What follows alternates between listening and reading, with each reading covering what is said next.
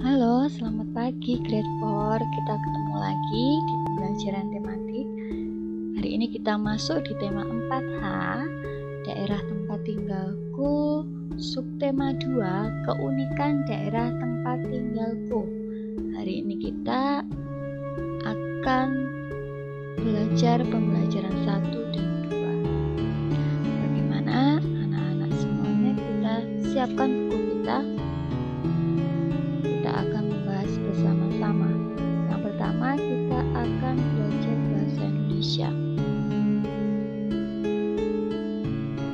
Menjelaskan tokoh protagonis dan antagonis dalam cerita fiksi. Berdasarkan fungsi tokoh dalam suatu cerita, tokoh dibedakan menjadi tokoh protagonis dan antagonis. Tokoh protagonis adalah tokoh utama dalam suatu cerita, atau bisa juga tokoh yang memiliki sifat baik.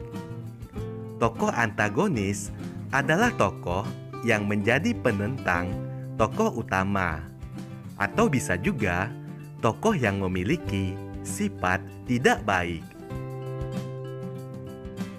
Mengidentifikasi tokoh protagonis dan antagonis dalam teks fiksi.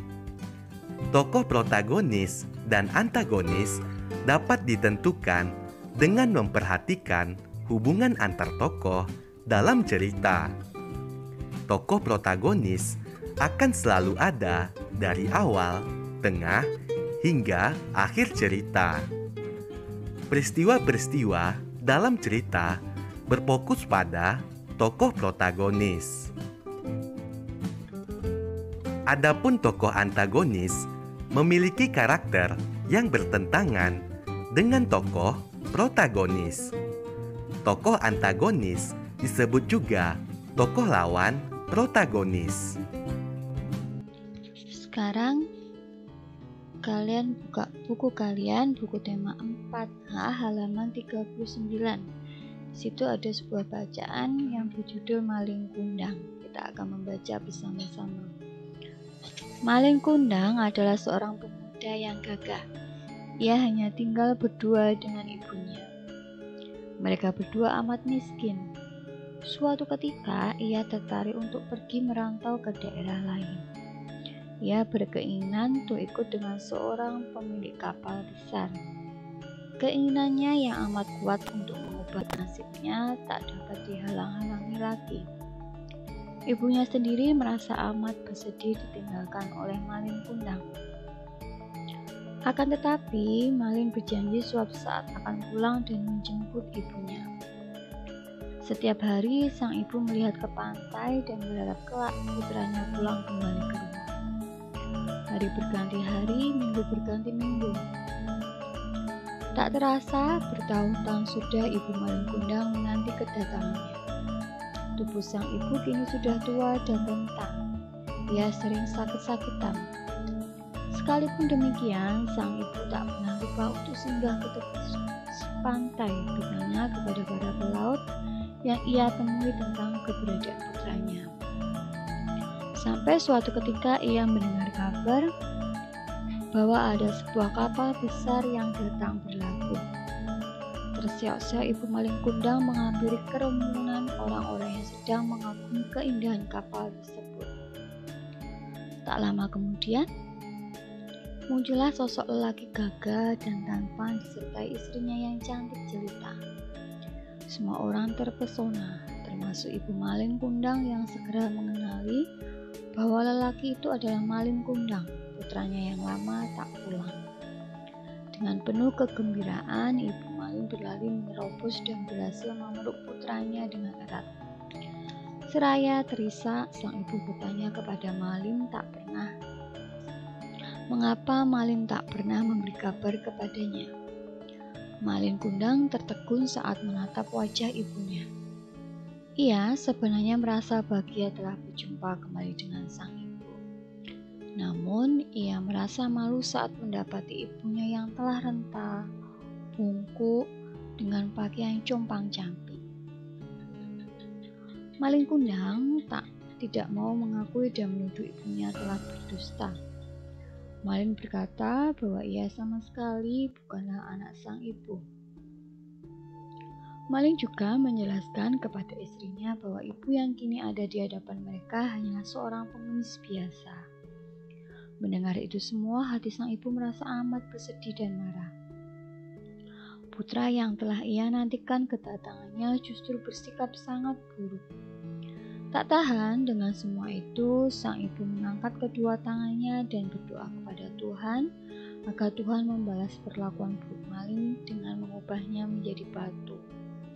Doa sang ibu didengar oleh Tuhan Yang Maha Kuasa. Kapal Malin terhantam badai. Kapalnya terombang-ambing. Ombak menghantam kapal tanpa ampun. Dalam peristiwa itu, Malin Kundang yang tersadar segera bersujud minta ampun. Namun, apa hendak dikata, semua sudah terlambat. Malin Kundang pun berubah menjadi batu.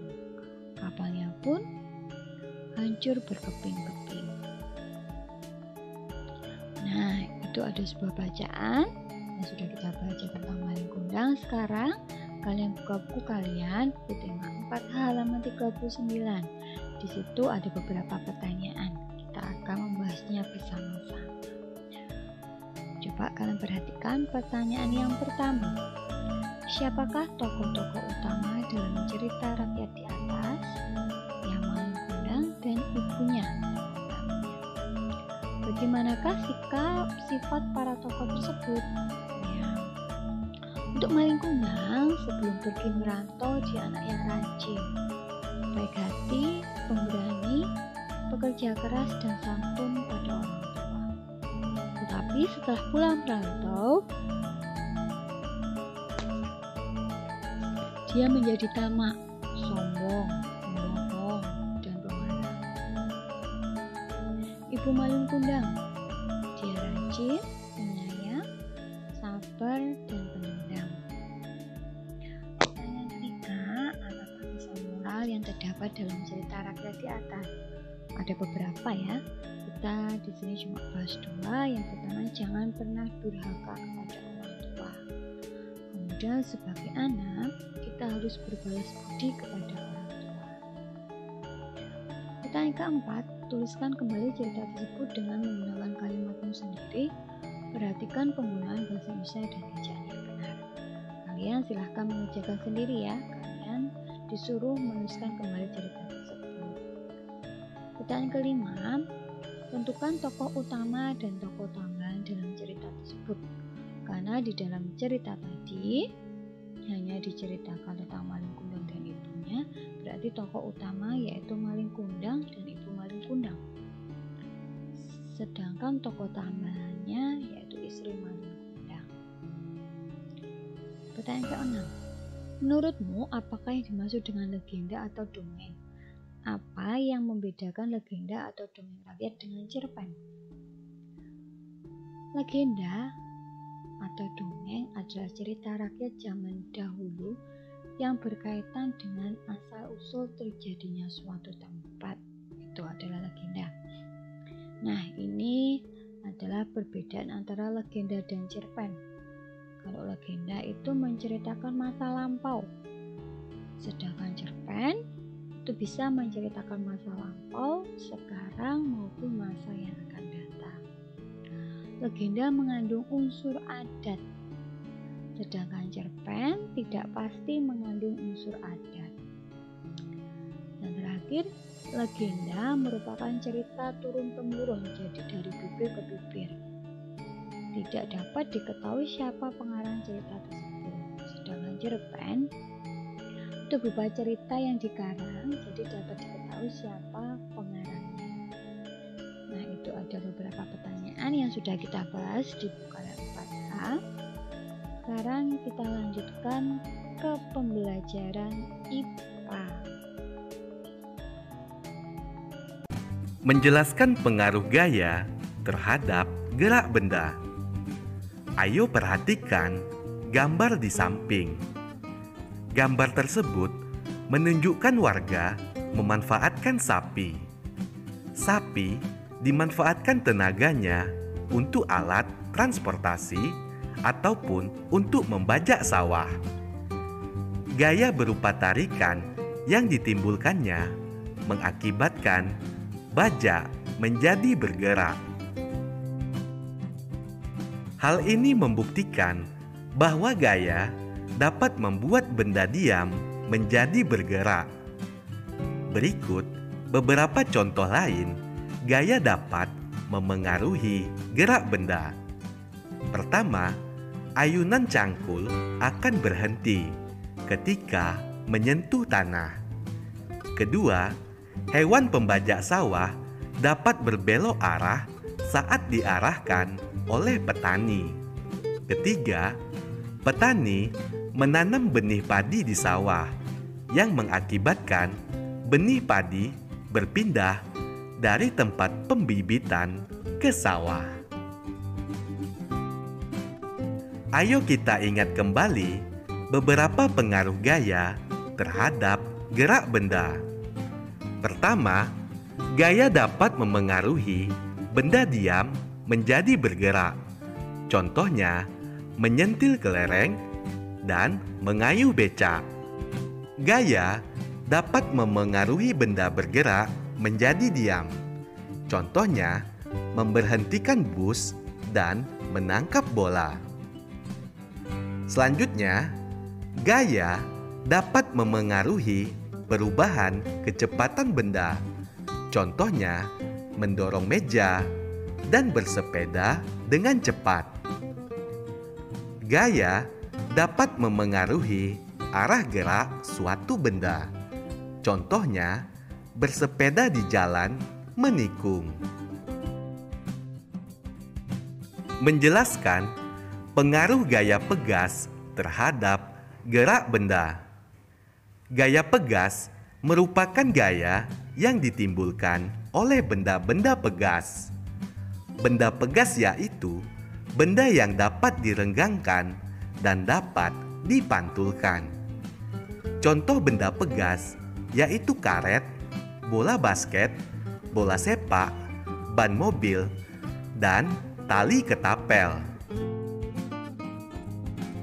Ayo perhatikan gambar di samping. Pemain basket memanfaatkan gaya pegas dari bola basket. Bola basket terbuat dari karet yang bersifat lentur. Oleh karena itu, bola basket dapat memantul jika dijatuhkan. Bola yang semula ke arah bawah akan bergerak dan memantul ke atas akibat gaya pegas. Hal ini membuktikan bahwa gaya pegas dapat memengaruhi gerak benda. Contoh lainnya, pemanfaatan gaya pegas yaitu anak dapat melompat ke atas karena dibantu oleh trampolin. Trampolin merupakan benda pegas. Ayo sebutkan contoh pemanfaatan gaya pegas lainnya.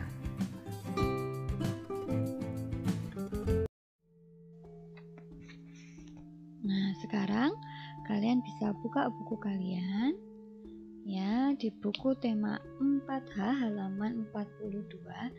Di situ ada sebuah percobaan. Nah, lakukan percobaan gaya tarik dan gaya dorong berikut untuk melihat pengaruhnya terhadap gerak benda. Kalian bisa melakukan ini dengan minta tolong bantuan kepada orang-orang yang ada di rumah kalian ya. Karena di situ membuat kelompok yang terdiri dari 3 orang. Karena kita belajar di rumah, kalian bisa minta tolong mama, papa, adik juga boleh untuk membantu melakukan percobaan gaya tersebut. Oke, selamat mencoba. Kita lanjutkan ke pelajaran berikutnya. Kita belajar SPDP.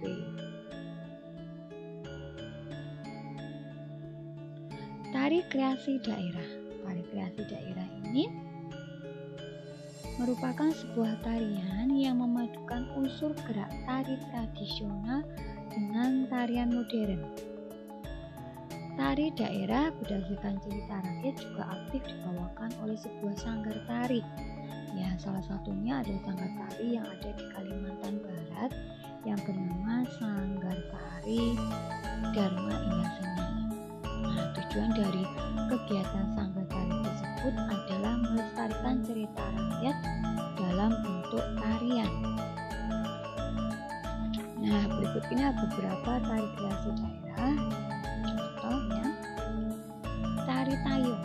Tari tayung ini menceritakan proses pengambilan mantu di hutan oleh masyarakat Sangau. Kemudian tari Bagudung. Tari ini terinspirasi dari kebiasaan sehari-hari masyarakat Sangau.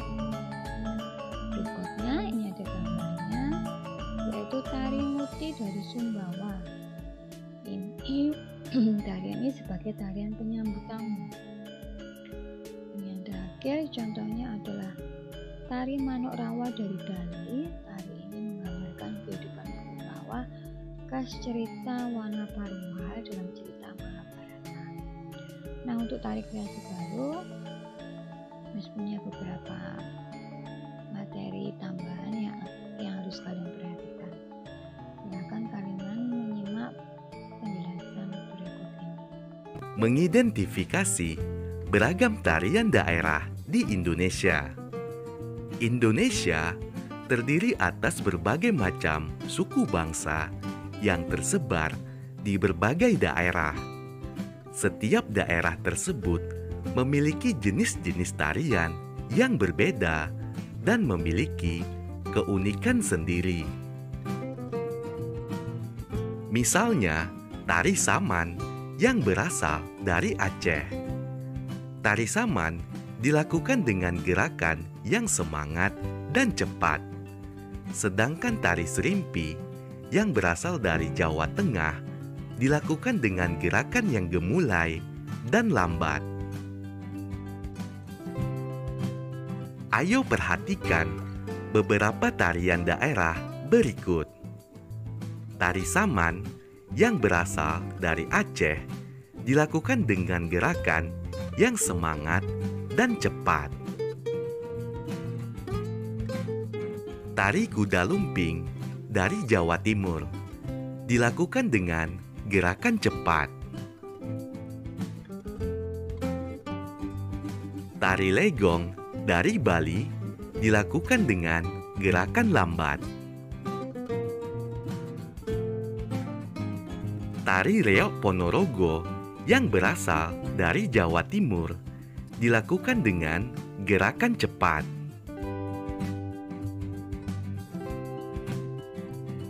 Tari Kecak dari Bali dilakukan dengan gerakan cepat.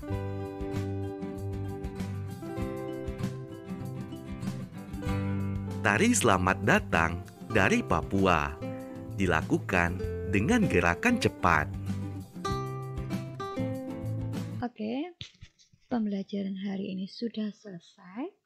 Ya, semoga apa yang Miss Dewi sampaikan boleh bermanfaat buat kalian. Miss Dewi ucapkan banyak-banyak terima kasih buat perhatian. Jangan lupa tetap jaga kesehatan. Tuhan Yesus memberkati.